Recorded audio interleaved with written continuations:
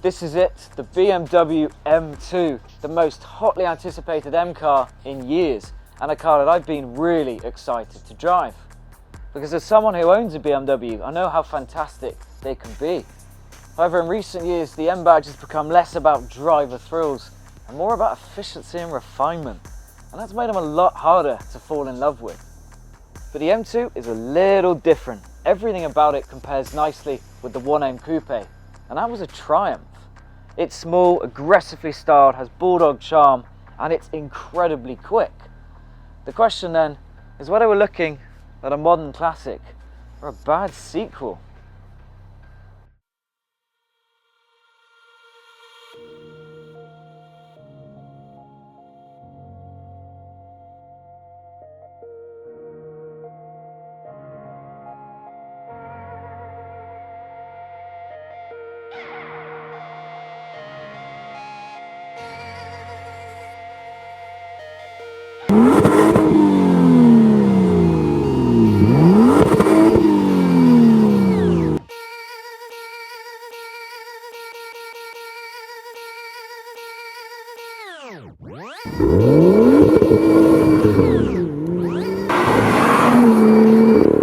Let's get the numbers out of the way. Where the 1M Coupe had 335 horsepower and a 3-litre twin-turbo straight 6, the M2 has a 3-litre turbo inline 6 with 365 horsepower and 342 foot-pounds of torque.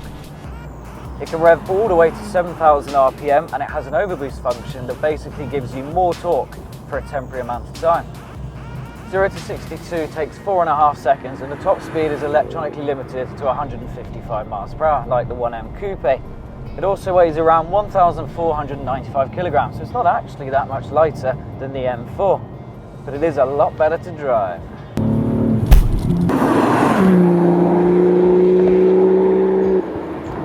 It helps you blast through the corners with immense pace, but you always feel in control. It's so much more involving to drive than the M4. It's as if BMW has gone back to the good old days of analog. Big horsepower, rear-wheel drive, exactly how it should be. Then there's the 6-speed manual, which is brilliant, and the steering, which is weighty and actually has feeling. The end result is a delightfully playful car that actually tells you what's going on beneath the four wheels. I get the feeling BMW really listens to criticism of the current range of M cars, because the M2 is exactly how you'd expect an M car to feel. Even when you just get in it and pull away, it just feels right.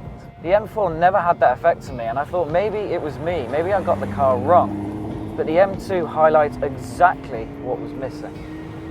The manual M2 has an automatic throttle grip in Sport and Sport Plus mode that bumps up the revs before you shift down a gear. Now this will upset people who can actually heel and tow, but it makes typical drivers look way more skilled than they actually are. It can be turned off if you disable traction control, which is a tad strange, not to mention dangerous. Downsides? Well, at motorway speeds you have to keep making micro steers because the steering is so sensitive. And also if you drive fast on bumpy roads, you have to lightly grip the wheel because you can really feel every undulation as you go along. It can be quite tiring to drive. The ridiculously chunky steering wheel also errs on the side of uncomfortable, and it feels a bit polystyrene. And then there's the brakes, which are snappy, and that's a brilliant thing if you're driving fast. But if you're not, you can accidentally jolt the head of your passenger, and that's not a good thing. The M2 is bad at letting you sit back and relax then, but I kind of like that. If I wanted safe and dependable, I would buy a Skoda Yeti. And anyway, you do get some of the benefits of a modern M car. I actually managed 26 miles per gallon on a motorway, which makes it kind of economical-ish. Although if you do drive like an idiot, you can almost see the fuel gauge visibly move down. Engage comfort mode, and the M2 becomes pleasing to drive around town as the seats are firm but comfy and it's remarkably quiet. Even the suspension, which is definitely more focused on lap time, manages to soak up the worst of the roads without being too unpleasant.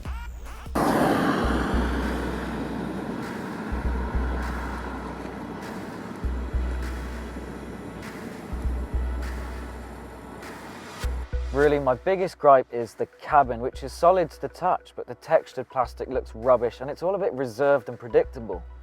If only the interior was as memorable as the exterior, and it should be at around £40,000.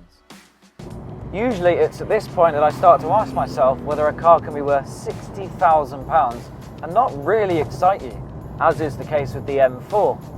But the M2 is £42,800 before extras, and honestly it is the most exciting M car to drive by a long shot. In fact, the only thing that comes close is the Jaguar XES, because that is magnificent to drive, around the same price, British, and has a better engine though. But it is substantially slower and has 2 extra doors to ruin the sporty image a bit. Then there's the Focus RS, which goes nearly as fast, has plenty of pedigree behind it, and is actually rather practical. It's also £10,000 cheaper. Honestly though, the M2 will make you happier. I could moan about things like the slightly tiresome motorway manner and the fact that you still have to pump the engine note through the speakers because of the inline 6. But honestly, the M2 makes me forget about all of that. It's just so good at being a sports car that all the flaws melt away every time I drive it. It's like that dog that chews all of your furniture every time you leave the house, yet you love it dearly. The more cars I drive, the more I realise the best ones are a wonderful mix of pros and cons, with the latter only serving to heighten the former.